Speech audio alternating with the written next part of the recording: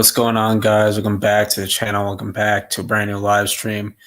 And we've got a lot of content to cover for this week. So let's talk about it.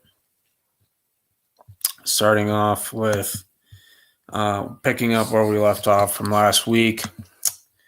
We already covered that game. So Thursday, the Wolves blow out the Warriors. Was this game 2? Yeah, this was game 2. Game 2. Wolves blow out the Warriors 117-93. Obviously, they're without Steph. So that definitely stinks, but you still gotta play, you know. Butler put up 17 points. Draymond Green, 4 rebounds, 9 points. Kuminga put up 18 off the bench. I don't know what Steve Kerr has against Kuminga. I just don't understand it. I don't get it. But it is what it is. But this will probably be the last we see him on the Warriors because he is a restricted free agent. So I'm pretty sure he's going to want to go somewhere where he's actually going to get playing time. And yeah, I don't blame him. Tracy with 15 off the bench.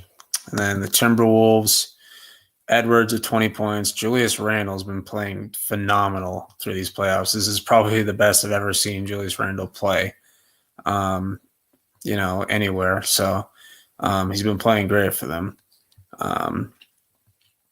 Love to see it. Gobert with 9 boards, 5 points. Alexander Walker, who's criminally underrated, 20 points off the bench. Great game from him. But Wolves tie it up. And then the Cavs go into Indiana and beat them 126-104. They got Garland and Mobley back and DeAndre Hunter. Max Strus with 20. Donovan Mitchell, who's been phenomenal. 43 points. Only 10 from Garland. He's playing through a toe injury. Evan Mobley, 13 rebounds, 18 points. And then Halliburton with a disappointing performance, played 30 minutes, only put up 4 points. Siakam with 18. Miles Turner with 15, and then 23 from Benedict Mathurin off the bench. But yeah, Cavs get back into the series. And then this Thunder Nuggets series has been the best so far in the second round. But this game went into overtime, and the Nuggets win this game in overtime at home. Jalen Williams with 32 points. Shea, 18 points, didn't play that great. And then not much from the bench, unfortunately. But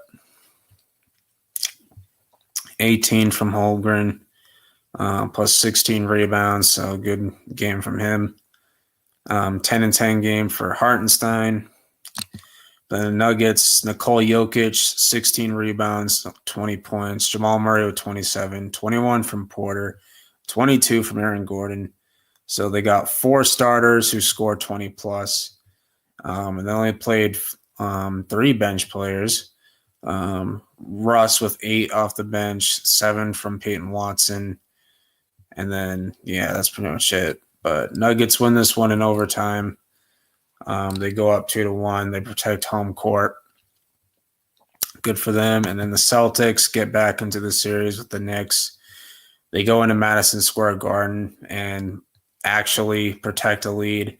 Don't know why they didn't do this in the first 2 games, but it is what it is, I guess. Tatum with 40 minutes, 9 boards, 22 points. Jaylen Brown, 19 points, 15 from Al Horford, 17 from Derek White. 23 from Pritchard off the bench, and Kristaps Porzingis has been absolutely terrible in this series. Like, he has been fucking awful. Like, I don't know what's going on, man. I don't know if he's just washed or I don't get it. I know he's dealing with an illness, but That's no excuse. If you're going to go out there and play, you have to give in all your effort, and he's clearly not showing any effort whatsoever. And it's just frustrating. But anyway, Timberwolves take back home court advantage in a close game, 102-97. Randall with 24, 36 from Anthony Edwards, and a 9 from Reed off the bench. But Wolves take back home court. Jimmy Butler puts up 33 points in 43 minutes, 30 from Kuminga off the bench. Goes to prove my point. I don't get we know he's not going to put up 30 consistently, but still, it just proves my point that Steve Kerr has something against him for no reason. I don't understand it. I don't get it. But Wolves take back home court. And then this was a rough game for both teams. Thunder, which this is a really weird game. I mean, you look at the first quarter, it was like 17-8 to start it off. And then the Nuggets got back into it. And they even had a lead going into the fourth, but they gave out that lead. And they allowed the Thunder to tie this series back up. They got home court now. But very low scoring game. But it was a rough shooting performance for both teams. 25 from Shea. He's the only starters. Well, actually, never mind. I didn't see Jalen Williams there. Jalen Williams was only 10. Then 10 from Caruso off the bench. 11 from Wallace and Wiggins. And then for the Nuggets, Jokic with 27, 13 rebounds. 16 and 15 from Aaron Gordon. 17 from Braun and Murray. 27 from Jokic. But yeah, that series is all tied up.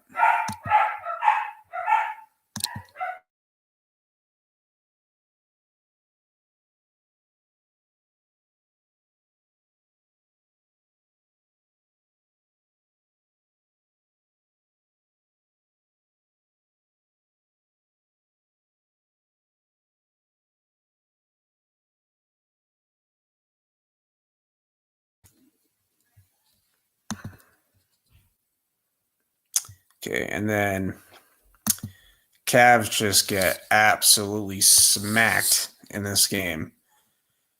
It was a lot worse than this, believe me. If you actually watch the game, it was fucking terrible. They were getting blown out. They were down by 40 at one point. If you look at the quarters, it was 38-23, and then halftime they outscored them 42-16. This was just a nightmare for the Cavs. It was horrendous. Mitchell played 20 minutes and scored 12 points. He did leave before the second half started because he hurt his ankle before the second half started, so he ended up leaving early. Garland with 21, 11 from Strus, only 10 from Mobley. But yeah, holy crap, this was embarrassing. There's just no excuse getting blown out by 40 as a 60-win team as a 1 seed. That's embarrassing. And Halliburton didn't really do that much. He only put up 11 points. 20 from Turner, 21 from Siakam, 12 from Nesmith, 14 from Shepard, 20 from Toppin, 13 from McConnell. Yeah, Pacers go up 3-1 at home. Rough game for the Cavs. And then, Now, I did watch this game, and I don't know how I ended up back here. But I did watch this game, and Celtics led for most of the game. But, of course, they collapsed again and blew another damn lead. Not a 20-point lead, a 14-point lead. They go down 3-1, and to add salt to the wound, Jason Tatum goes down with a torn Achilles tendon. His postseason is done, and he has also been ruled out for the rest of next season. So it definitely sucks. You know, he was the only one showing any fight, any effort. He went out there and, you know, gave it his all. And it's really sad to see him go out like this. 42 points, 8 rebounds, 4 assists. But yeah, just horrible, horrible thing to see. Very, very heartbreaking. Wish him a good recovery, but it's going to be a long journey. But this is the last time we're going to see Tatum on the court for a while. It's going to be a long process. Got to go through. He underwent surgery. He's got to go through rehab and all that. He's expected to be out for like 8 to 9 months. So it's going to be cruel. It really is. But, you know, I feel for him. But I'm glad he's doing all right. But yeah, still very young, only 27 years old. So I believe he still has plenty of good basketball left in him, but he's going to be off the court for a while. And this is probably the last time we'll see the Celtics in the playoffs for a while, because I don't see us making the playoffs next year without Tatum. I just don't see it. And plus, there's going to be lots of changes because of the second apron. And we have a new owner, and our new owner is not going to fund that. So Porzingis is most likely gone, and Drew Holiday is most likely gone. So just rough game. Celtics had this one. They should be the ones up 3-1. But, you know, they did this to themselves. They put themselves in this situation, and, you know, it is what it is. But the Knicks, literally nobody can miss. Like, they were all hitting their shots. Brunson played amazing, 39 points, 23 from Bridges. He looked like Michael Jordan out there.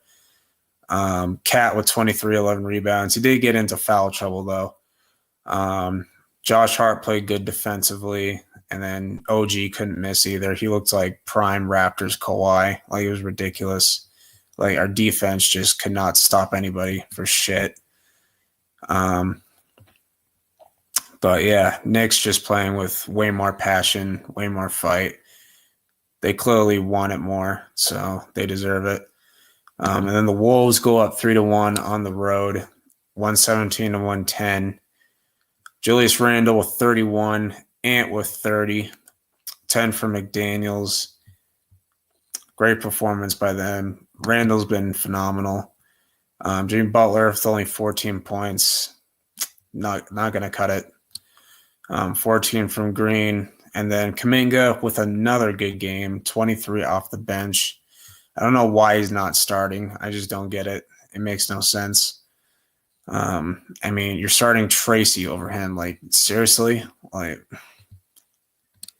yeah. Kuminga, just go ahead and request that trade. Just get up out of there. And then Cavs had this one. Unfortunately, they fall apart and they lose this game. Probably the fakest 1 seed I've ever seen. As you can see, first quarter, they outscored them 31-19. They could have won this game, but of course, they completely collapsed. 31 points for Halliburton. He stepped up. 18 from Nembhard, 10 from Turner, 13 from Nesmith, 21 from Siakam. Really, nobody on the Pacers could miss. Like everybody was hitting everything. Mitchell gave it his all. He put up 35 points, 24 for Mobley. Max Strus said something funny. He said, like, if you're not going to put in effort or something, then don't show up to work at all or something like that. And then he shot 0 of 9 from the field. Like, he was fucking terrible. 12 from Hunter off the bench. But, yeah, that is it for the Cavs season. 3 straight disappointing playoff exits for them. And Donovan Mitchell has now beaten out Joel Embiid. Mitchell's been in the league for 8 years and hasn't made one conference finals. Now, I don't think it's his fault. He puts up very impressive numbers in the playoffs. It's just the team around him fails him every time. I generally feel bad for the guy. It happened in Utah, and it's continuing to happen in Cleveland. The guy just can't catch a break. And then we have the Thunder beating out the Nuggets. This was a close one. Very good and entertaining game. Nuggets could have won this one, but Thunder get it. Jokic with 44 points, 15 rebounds. Very good performance by him. 28 from Jamal Murray. They didn't really get anything off the bench, but Nuggets don't really have that good of a bench, unfortunately. Thunder, Shea with 31, 12 from Lou Dort, 15 from Hartenstein, 14 from Chet, 18 from Jalen Williams. Only 2 out of the other Jalen Williams, the bigger Jalen Williams. 13 from Caruso off the bench. But good team effort by the Thunder. I believe Game 6 is tomorrow in Denver. And then Celtics, Knicks. Somehow the Celtics beat the Knicks without Tatum in Game 5. They extend this series to a Game 6, going back to New York. Brunson with 22. I heard he actually fouled out of this game. He had like 5 fouls in the third quarter alone. But yeah, Celtics aren't going home yet. But I expect the Knicks to take care of business in Game 6 at their home. Because I really don't see the point of us pushing this series to 7. And even if we win a Game 7, I just don't see us winning a championship without Tatum. And it's going to be a bad look if we do. Yeah, you want to win this game for Tatum, then fine. And if it takes rest away from the Knicks, then fine. If this helps the Pacers beat the Knicks in the conference finals, then fine, whatever.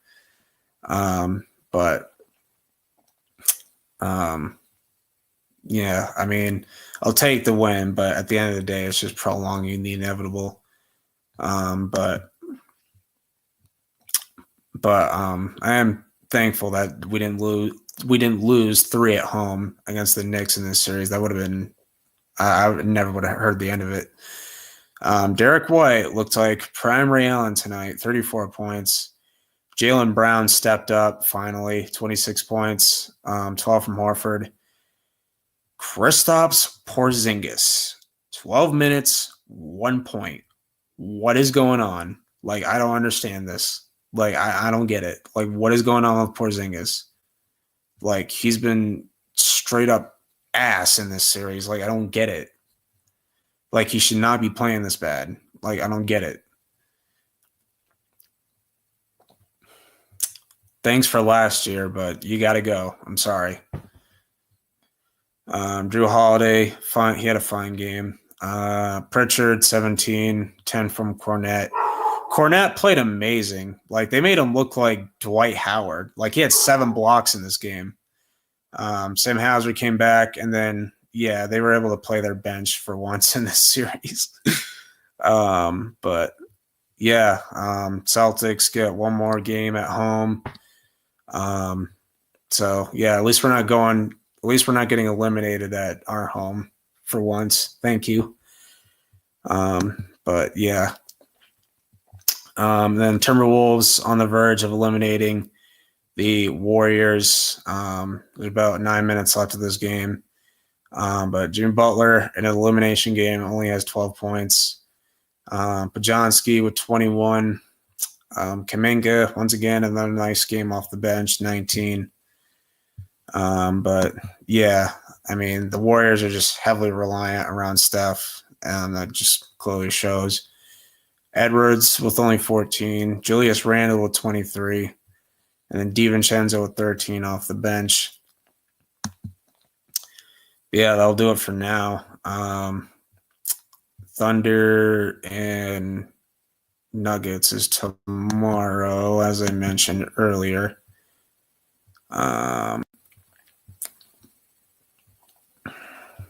But let's go. So the NBA draft lottery happened, and the Mavericks won the lottery.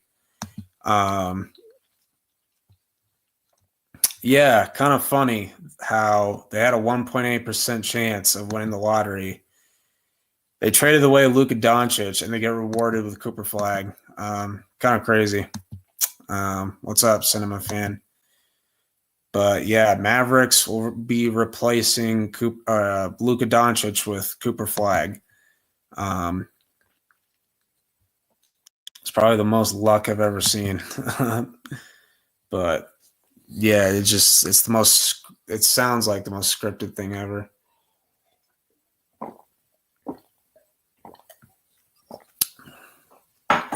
Spurs got number 2. And then Sixers got number 3.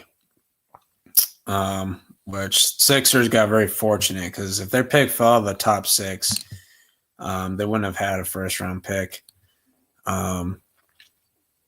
But now that the draft order is official, we can do my post lottery mock draft. And I do have some trades in here, so I'll explain them on the way. Just got to get the draft simulator loaded up. But yeah, this year's draft class is looking pretty nice.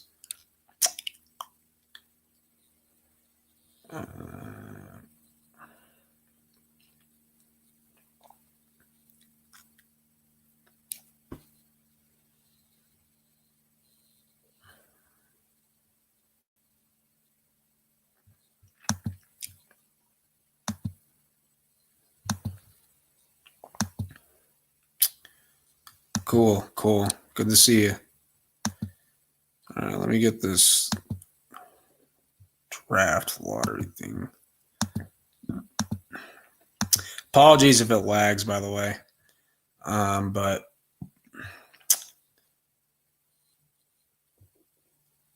okay, there we go. All right, so the Mavericks picking first. It's a no-brainer. They're going to go ahead and take Cooper Flag with the first overall pick. Definitely believe he's going to be an all-star this year, or not this year. When he gets to the league, he's a really good scorer and he's a really good defender. But easily the best prospect in the draft. Mavericks get a future young star to build around. So I'm happy for Mavs fans. They deserve it after losing Luka Doncic. Now, you might be confused on why Milwaukee has this pick. I don't think it makes sense for the Spurs to use it on Dylan Harper because they already have Fox and Castle, which I've seen reports that they plan on drafting Dylan Harper and playing him with Castle and Fox. That doesn't really make sense to me because, is one of them going to come off the bench? Is one of them going to play the small forward spot? I don't think that makes sense. But I figured why not trade it to Milwaukee and bring in Giannis? Because why not pair Giannis with Wemby? That would be freaking sick. That defense, because Castle's a good defender. You bring in Giannis at power forward and you keep Wemby at center. You're going to have 2 elite rim protectors on your defense. That would be freaking fire. So they trade these picks to Milwaukee in a huge deal to get Giannis. Then the Bucks get Dylan Harper. They get a young player that they can build around. 19 points a game, 49% from the field. Can play the 1 and the 2. Milwaukee needs a young, promising player that they can build around, and Dylan Harper can certainly be that. I think he's going to be a star at the NBA level. Can't wait to see him and Cooper Flag play against each other. It's going to be pretty fun. And then the Sixers at 3. I think they'll go ahead and take Ace Bailey. So he's from the same college as Dylan Harper. They were teammates. 6'10". They can probably develop him as a power forward. The only issue with him is he takes really tough shots. Like, he takes some shots that he really shouldn't. So they're probably gonna have to coach that out of him. But I believe he's a top 3 prospect in the class. 18 points, 7 rebounds, 46% from the field. 6'10", so I think he could play power forward at the NBA level. Excuse me. Fortunately, the Hornets get unlucky and fall all the way to 4, but they can get LaMelo Ball, the perfect partner in the backcourt, and VJ Edgecombe, 6'5". Can definitely help with LaMelo's defensive struggles. He's a good defender. 15 points, 3 assists, 6 rebounds, 44% from the field. Very good prospect out of Baylor. Now the Jazz are interesting. The Jazz had the best odds to get the first pick. They had the worst record in the league, and they fall all the way to 5. Now it'll be interesting to see what they do with this pick.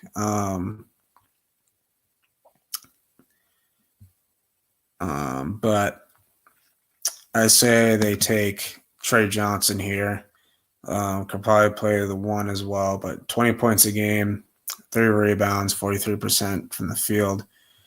Very good prospect out of Texas. And the Wizards at 6. They had the second worst record in the league, and they fall to 6. But I got them taking Kasparas Yakuchonis. Now, I actually had to watch highlights to figure out how to say his last name, but that's how you say it. 15 points, 5 assists, 6 rebounds, 44% from the field. Solid player. Wizards get him there. And then the Pelicans. The Pelicans are kind of weird because Zion was representing them at the lottery, and there's lots of rumors of Zion getting traded this offseason. So I think that's pretty weird, but I'm going to have them take Jeremiah Fears from Oklahoma. 17 points, 43% from the field. Be a solid player for them.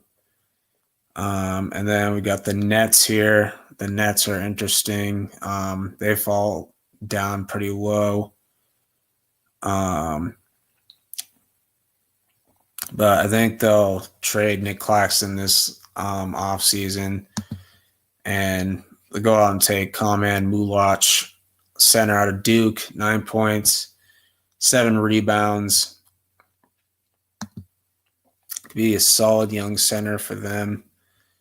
And then the Raptors at 9. The Raptors are kind of a weird team, but we'll go ahead and have them take, as soon as it loads, there we go, Derek Queen from Maryland, solid center, 17 points, 9 rebounds, 53% from the field. And then the Suns get this pick from the Kevin Durant trade. I think the Rockets will try to trade for Kevin Durant.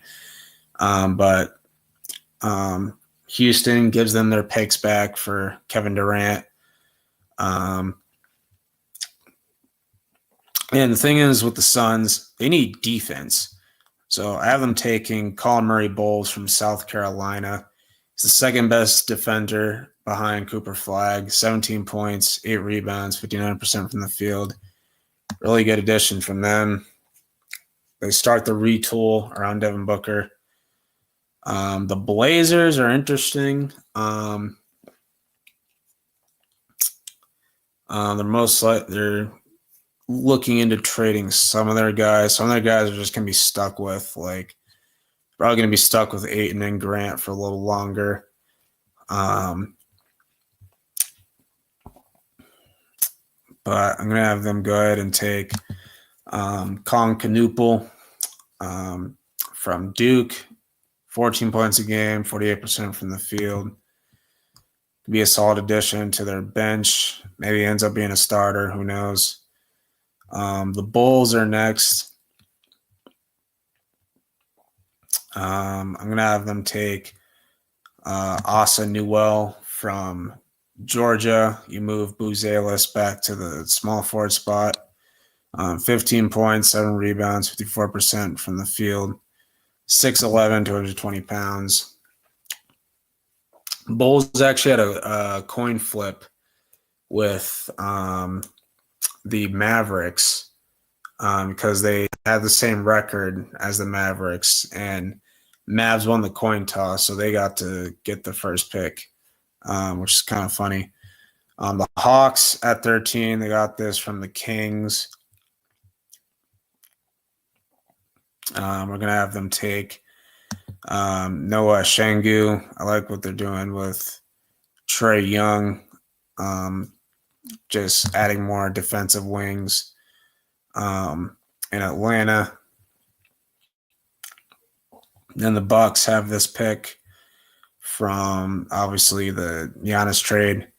We're going to give them Igor Demon from BYU. It's a good playmaker, 11 points, 41% from the field. Solid player there. And then the Thunder. The Thunder is interesting because they could trade this pick because they already have an established core. But they have this pick thanks to the Heat. But I'm going to have them go with Thomas Sorber, center out of Georgetown. 15 points, 9 rebounds, 53% from the field. But they use depth at center. And then Orlando Magic, they need shooting, like, really bad. So Neat Clifford feels like the perfect Magic for them. Really good three-point shooter. They need to add three-point shooting. If it lets me draft, thank you. But shot 50% from the field. They need that desperately. So I think it'll be a great fit in Orlando. Then the Timberwolves, I believe they got this pick. I think they got this pick out of the Cat Randall trade because I believe New York had this pick from Detroit. And then I think New York got this out of the Quentin Grimes trade, I think. I don't remember. I don't remember where it came from, but I'm just guessing here. But for sure, Fleming feels like a perfect Timberwolf to me. 15 points, 9 rebounds, 53% from the field. Can be an impact player off the bench for them. And the Wizards have another pick thanks to the Marcus Smart trade with the Grizzlies. They go ahead and take Liam McNeely from UConn, 38% from the field, 15 points. Solid player for them. And the Nets need a point guard, so we're going to have them go Nolan Traore from France. It was originally going to be a top 5 pick, but his stock kind of fell a bit low, but he did finish the year strong. Then we have the Heat. Jace Richardson feels like a Eric Spo guy, 12 points. It's more of a shooting guard than a point guard, but 49% from the field. But they got this pick out of the Jimmy Butler trade. Then the Jazz, Carter Bryant feels like a good fit for them. He's a good defender, only 7 points, 4 rebounds, 46% from the field. And then the Hawks with this one, I think they look into another center since Capella's going to leave in free agency. So they pick up Danny Wolf for Michigan, 13 points, 10 rebounds, 50% from the field. Could be a good backup center for them. Then the Pacers, who are probably going to have to shed some salary. Be interesting to see what they do here.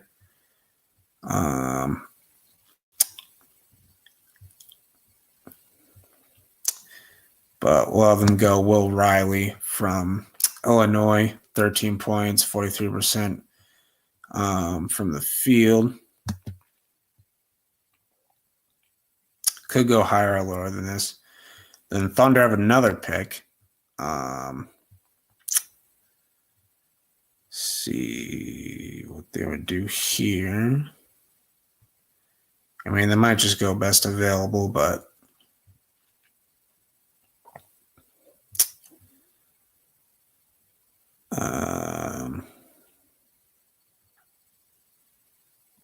yeah, we'll just have them go Boogie Flan, I guess.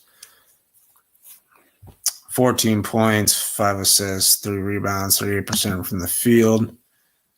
But yeah, Thunder could package this trade or pick in a trade. And then I got the Blazers getting this pick from Orlando for the Anthony Simons trade. And it might take me a bit to find him. But where is he? Wasn't Cam Jones? There he is. Cedric Coward, good defender. 56% from the field, 18 points a game.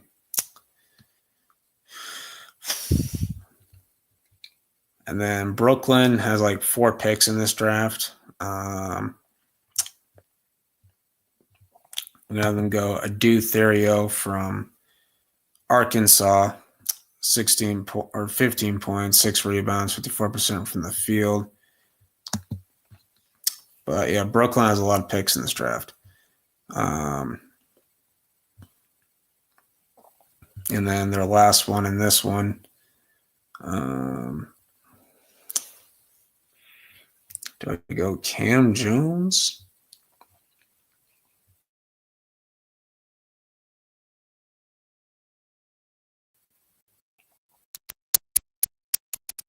I'm not sure.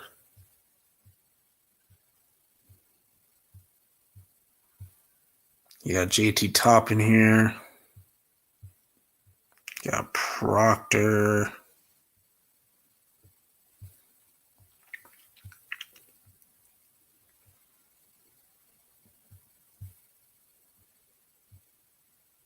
Where'd I go? Ben Seraph.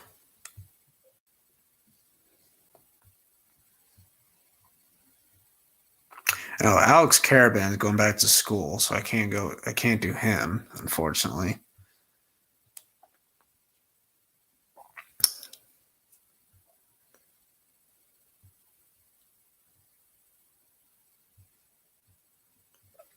We're going to go Cam Jones. He's a good shooter.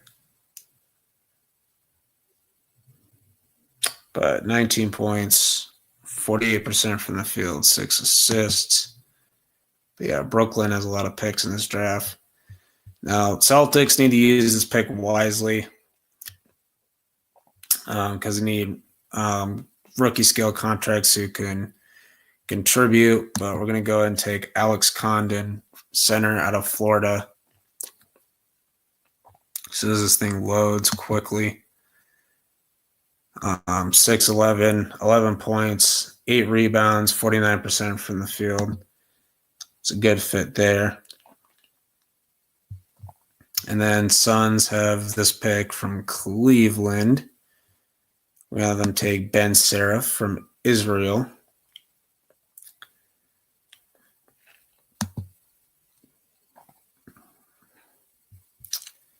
And then the Clippers with the last pick in the first round. You got to think about life after James Harden as soon as it loads.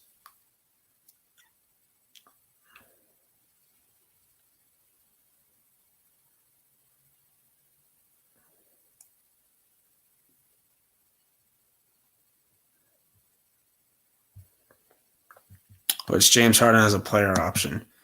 We're going to have to take Liberian Fillin from Alabama, 11 points, 4 assists, 3 rebounds, 45% from the field. Yeah, that's my post lottery mock draft with trades. So I think it's pretty good.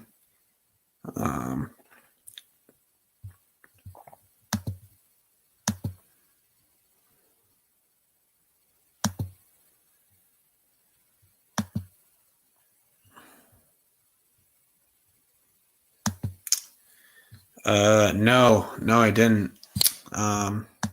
Wow, that's interesting. So I covered Tatum, covered the playoffs, covered the draft. All right, so the full NFL schedule got released today.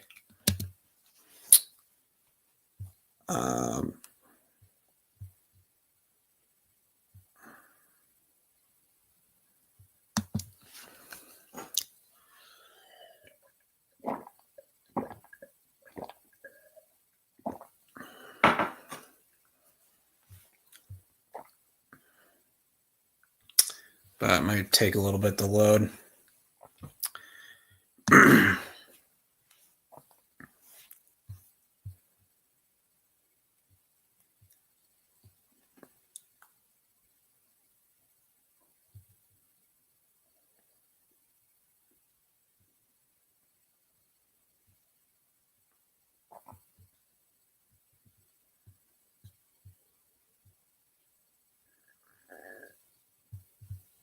All right, there we go.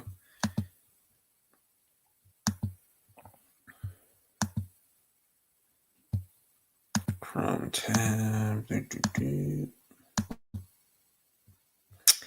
But yeah, full schedule has been announced. Week 1, first primetime game. Got the Eagles, the defending champs, taking on the in-division rivals, the Dallas Cowboys. Should be a fun one on NBC. It's going to be a Thursday, so it should be a fun game. And then Friday, this one's on YouTube apparently. The Chiefs will take on the Chargers. I think it's at the Chiefs' home. But Chargers didn't really have that good of an offseason, unfortunately. But, it is what it is. And then a couple of other games. My Patriots host the Raiders in week 1. And then Sunday Night Football. This should be a fun one. Bills versus Ravens rematch from the playoffs should be a fun one. Hopefully the Ravens win that one. And then this should be interesting. We got the Bears versus the Vikings. Assuming no injuries happen, JJ McCarthy makes his NFL debut. We got Caleb Williams versus JJ McCarthy, both quarterbacks from the same draft class. Should be a fun one. And check out week 2, which I find it weird that the Patriots have 3 primetime games.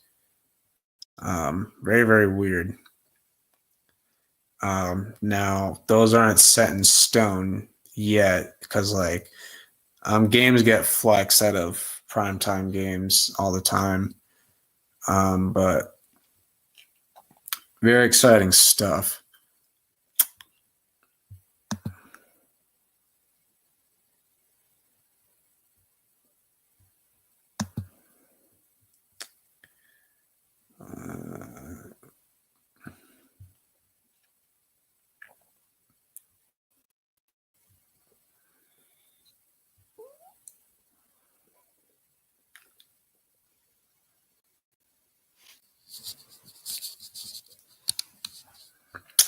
But our first game on Amazon Prime is going to be Packers versus the Commanders. That'll be interesting. And then Sunday Night Football, Vikings have back-to-back primetime games. The Vikings will host the Falcons.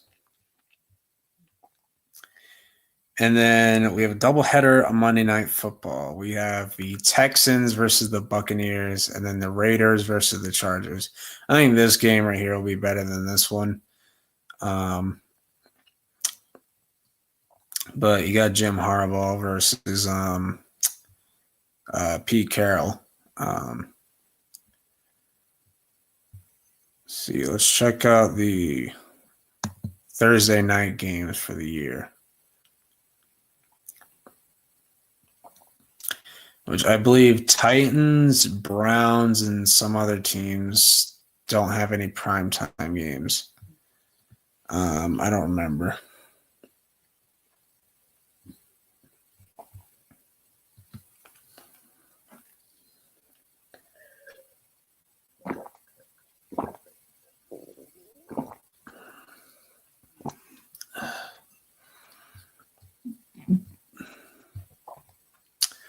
And week 3, these are all the Thursday night games.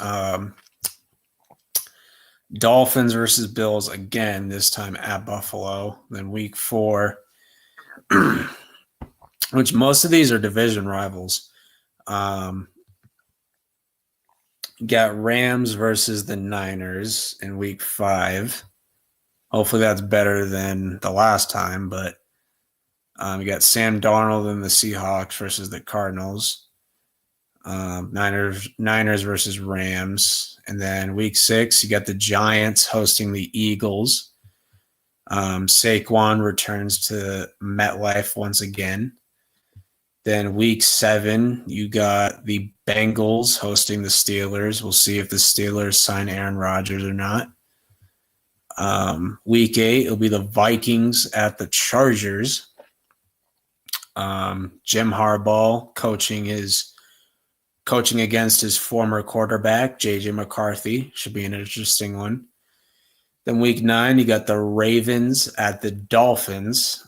Ravens will probably smack them, but then week 10, you got Pete Carroll versus Sean Payton. You got the Broncos versus the Raiders. Then week 11, you got my Patriots hosting the Jets. Mike Vrabel versus Aaron Glenn should be interesting. Then week 12, you got the Texans hosting the Bills. Week 13, you got the Eagles hosting the Bears. Then week 14, you got the Lions hosting the Cowboys. Lions beat the shit out of them last year on Jerry's birthday. And then week 15, you got the Buccaneers hosting the Falcons. And week 16, you got Sam Darnold. You got Cooper Kupp going up against his former team, the Rams. Then the last Thursday night game of the year will be the Chiefs hosting the Broncos. Is that a Christmas game? I don't think it is. Oh, wait, it is. It is a Christmas game. December 25th. That's the Christmas game. Then we'll go to Sunday Night Football, which is on NBC.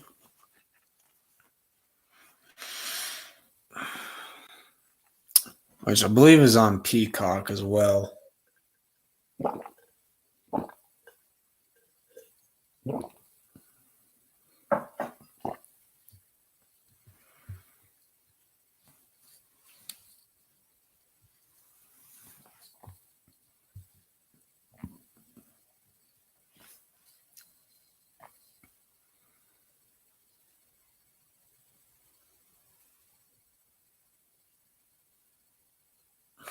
But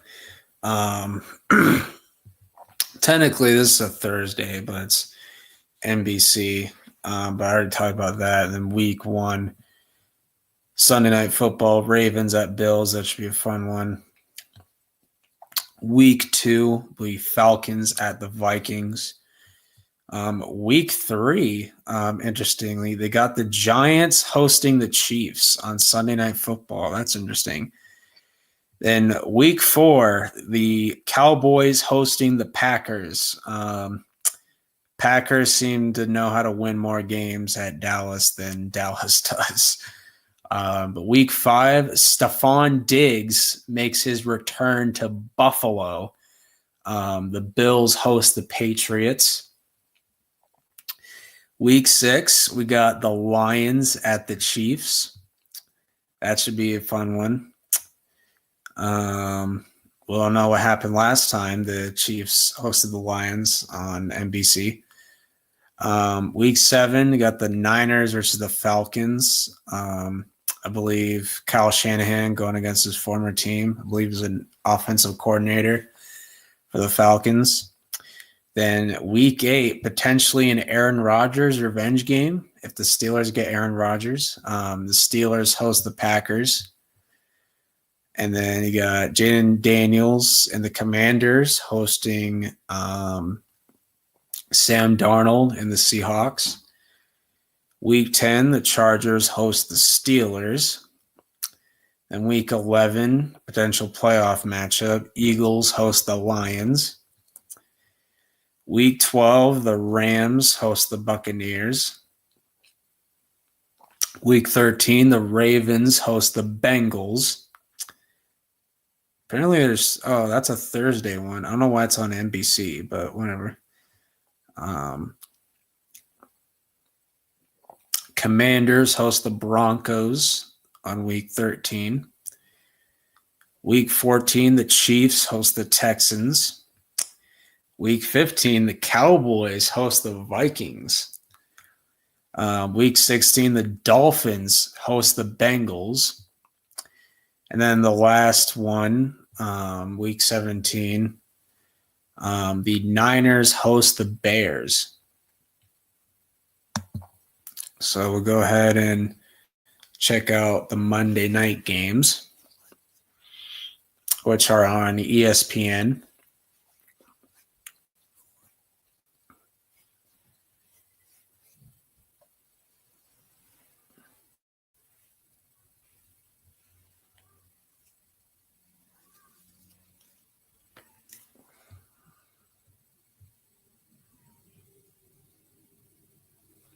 See as this thing loads.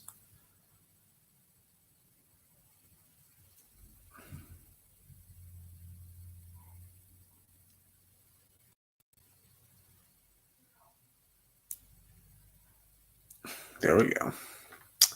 But I already mentioned this one. Then the Texans host the Buccaneers in week 2. Well, there's a doubleheader. I already talked about this. Ravens host the Lions in week 3. Dolphins host the Jets in week 4. Broncos host the Bengals in week 4 as well.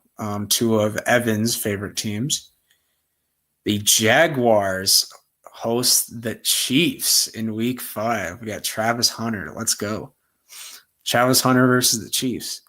And then week 6, you got the Falcons hosting the Bills, Commanders hosting the Bears, Jaden Daniels versus Caleb Williams. The Bears looking for revenge. They lost to a Hail Mary. Week 7, Lions host the Buccaneers.